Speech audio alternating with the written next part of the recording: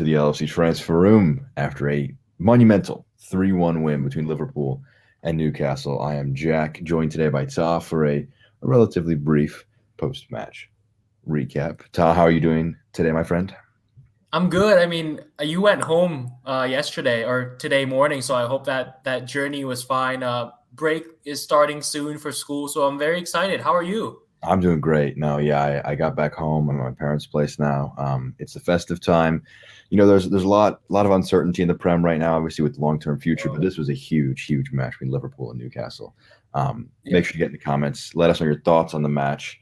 I head over to YouTube. We're able to see you better on there versus the Twitter. But yeah, Ty, I think kind of just we'll start broad. To start things out, your thoughts on the match. Obviously, it was poor start. John Shelby, us Americans who wanted to watch it on Peacock couldn't actually see it because the stream wasn't active yet. What were your takeaways, I guess, early on from that one? First 20 minutes, first 15 to 20 minutes, real shaky. Real shaky. It was not the performance, not the level that everyone expects Liverpool to be performing. But after that, I think it was a complete domination for the Reds. You look at the possession, you look at the chances created, the pressing that was happening, especially in Newcastle's half, and all the chaos that Liverpool were creating in that end really paid off. And the goals that Liverpool scored, I know a bit of a fuss about the first one, but the second and the third, again, clear-cut opportunities, executed well. Could have been more, but in the end, other than that starting 15, 20-minute mark, it was a great performance. Good to see you as always, Anthony, in the comments. I'm interested, Todd, because you mentioned creating those opportunities, creating that chaos. Was that Newcastle being poor, or credit to Liverpool for doing a good job in that sense? I like to give credit to Liverpool. I'm an upbeat, I'm a positive guy. So I think that the first part of the game, maybe the roles weren't so clear yet of, hey, when are we gonna press? When are we gonna do this? When are we gonna do that? But I feel like as the game went, deeper into the second half, it's more of the Liverpool we're used to seeing. It's that, proper execution of knowing where to be, knowing when to press. And look, Newcastle, they've only won one game so far this season, so I'm not surprised that there's some mistakes that were displayed. But a lot of it has to be credit to the front three and the way that Liverpool just operate on a regular basis. So now we're looking at let's kind of break the match down before we look at more macro stuff. That first goal, Joshua Shelby mistake by Thiago puts that one in the bottom corner. We mentioned that one a bit. It was a mistake. I'd rather put that one in the past. The goal for Liverpool, I'm fascinated in your thoughts on this talk. I think you originally were on the Newcastle sympathy side of things. Yes, yes. So obviously what happens is a corner whipped in. They're coming together in the box between Konate and two Newcastle players. The Newcastle players knocked heads, or there was some sort of contact there. Player goes down, holding his head, lying about 3 yards from the goal, and Liverpool just put a cross in. Jota has a wide open header because he's kept onside. Your thoughts on that? Was it a good element of fortune to it, the decision to not take it back? Good one in your eyes? Originally, I thought that, who was it again? The player that was out, I'm not sure who, but Might I have been thought Hayden. Jota. Yeah, I thought Jota was the one who collided into him, and that's why he was down covering his head. But on replay, it actually looked like he fell on another fellow Newcastle defender, and Jota was just standing there smartly behind at level on the line to make sure he's not offside. So, yeah, originally I was like, yeah, Mike Dean's gonna probably call this one off after VAR checks it because a player is down, he's hurt, he's grabbing onto his head injury. We all know about that, but at a second look, I think he told the Newcastle players that he went down on his own and it wasn't a Liverpool player's fault. So clean goal in the end and really smart by Jota to, head it on target once, but also follow up after a super save by Dubravka. So yeah, good instincts there by the forward. When you're as a parent, when you're teaching your kid about the aspects, the fundamentals of the game, play to the whistle is probably one of the first words you ever say, and that was brilliant, done to the absolute T in that instance. Second one, it's a poor back pass from John Joe Shelby back to his keeper. Mane gets in behind. He's fouled, but he keeps his feet. His shot is saved. Salah gets the rebound. I mean, Mo Salah, he's inevitable, isn't he, at this point? He's got 15 goals in 17 matches, 15 consecutive matches with a goal or an assist. I mean, this wasn't his greatest performance, but he came up with a goal. And Yeah. that's just kind of the mark of a great player. Yeah, and not only that, I think it's now 32 games in a row that Liverpool scored like consecutively or some stat like that. I'm not too sure, but yeah, it's insane with what Salah has done, and he ties now the Jamie Vardy record, and I think he'll probably break it as well. He'll keep on going and going and going because that goal, it's not an easy shot. Look, I understand that the ball's laid off. It's a run on strike. He has the angle to pick from, but in the end, with all the moments we've seen, Salah sometimes makes these easy ones a bit difficult. Like we've seen, it could have been 3-1, but that right foot of his, just basically shanked it a bit. But it's really good to see that Salah's being more clinical now in these opportunities. We know that he can dribble past, beat defenders, do those phenomenal goals.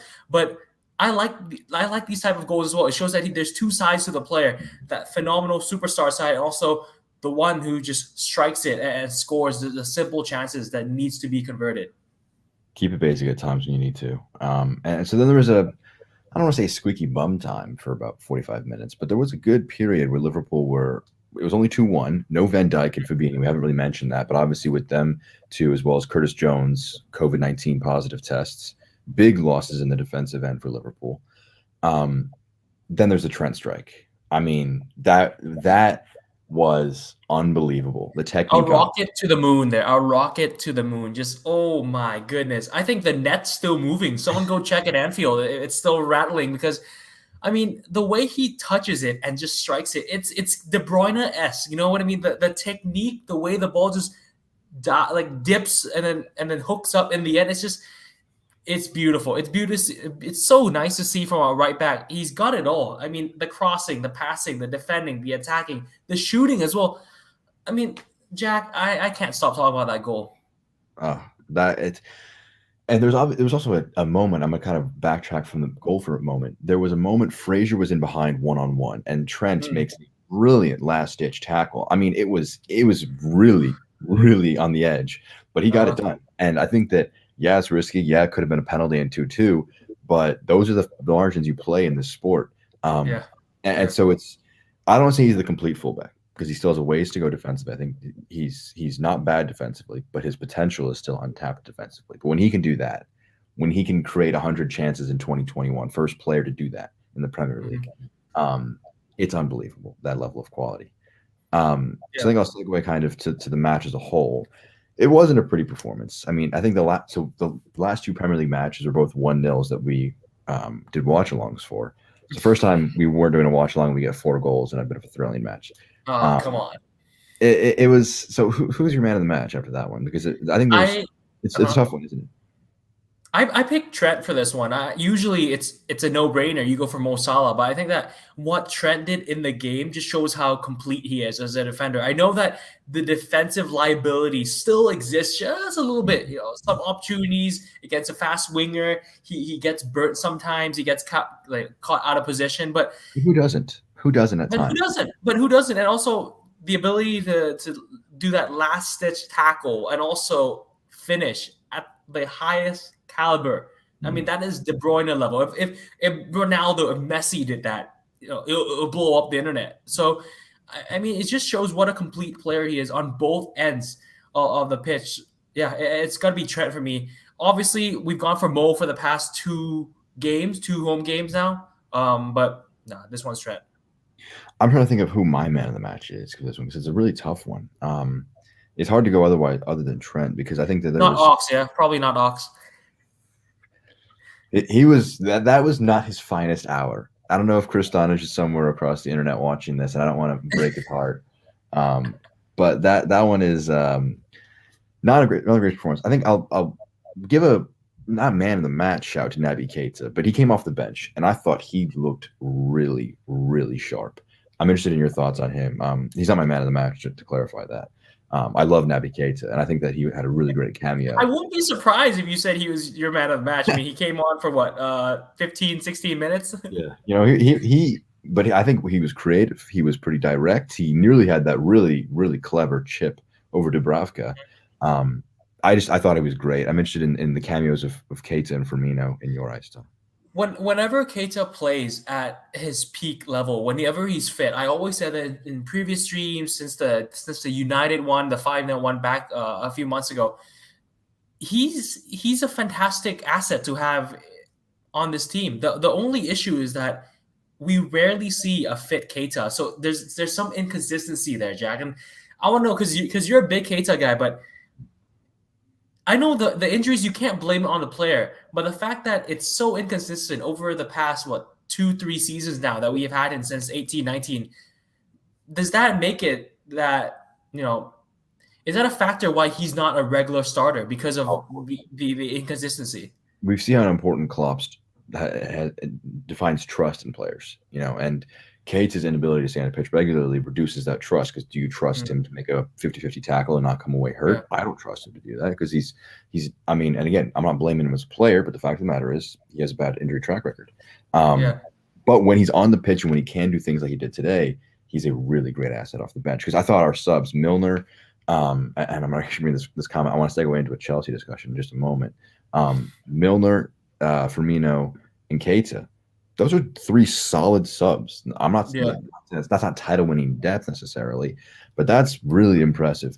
I think Konate and Matip were both pretty solid today. Konate was having to come in because of Van Dijk's absence in that left-sided center-back spot. He's obviously the long-term Van Dijk replacement, and we kind of are getting the little bits of taste of that. So I think maybe I'll give him the man of the match just to be not Trent. I think that he was really, really effective. He did really well in a lot of his challenges. He had his flaws, obviously, but I think that it was very, very good overall. So I think what I want to hit on, Todd, before we kind of get out of here, is more of a macro kind of how important this match was, because these are title killers to not win these matches against relegation threatened teams.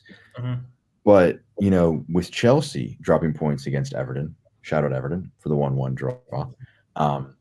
Merry Christmas, Everton. Exactly. How important is these 3 points in the context of the season? Oh, so vital. I mean, you look at Newcastle's stats before coming to this game. Only 1 win, 8 draws, 8 defeats, something like that. But Liverpool, a lot of seasons, we've seen the same pattern over and over again. You go back to the 18-19, that away draw. I think it was at West Brom or something, and then that 19-20 season when we blew away teams.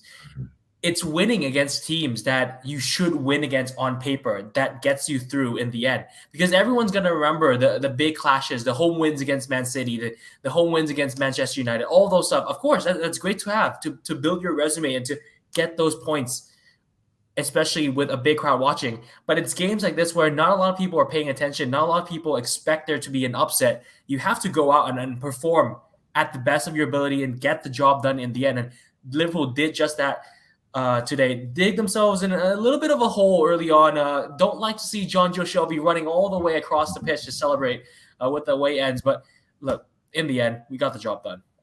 Exactly. Yes, indeed.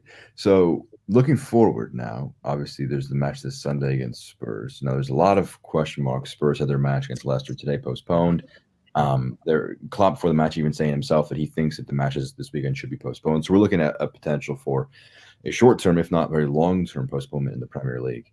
But with the assumption that Spurs happens, no Van Dijk, no Fabinho, no Curtis Jones or Harvey Elliott are your 4 absentees. Changes to this lineup that you expect to see, I guess, for what is going to be a really big match against Conte's men? I think Keita should start. I think it's time now. He's been on the bench for 4 or 5 games. Nah, he should start. Ox, I think it's time that he goes back to the bench. He had his chance today against 19th place team in the league. Didn't really do anything much. Konate and Matip, I really love that combination. I think they complement each other well. Matip able to drive forward, create chances. He's a very silky player. And Konate wraps everything up in the back. He's very physical, can win the aerial battles as well. And I think Konate's played less than 10 games this season in all competitions. So the fact that with just little sample size, he's not had a bad game at all, right, Jack? I think every game that he's played, he's been consistent.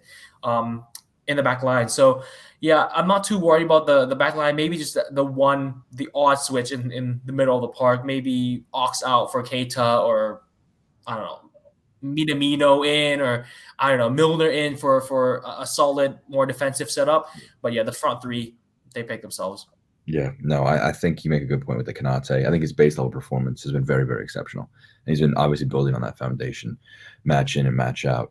But this was a big one. It was people kind of expected Liverpool to just throw Newcastle by the wayside, and 3-1. It flatters Liverpool a little bit. I thought they were a little. It was a flawed performance. But when you want to win titles, you can't 7-0 everybody like Chelsea or Man City did against Leeds. Man City looked tremendous. Chelsea looked very, very vulnerable against Everton. They had a 1-1 draw there. So, I'll wrap it up with this.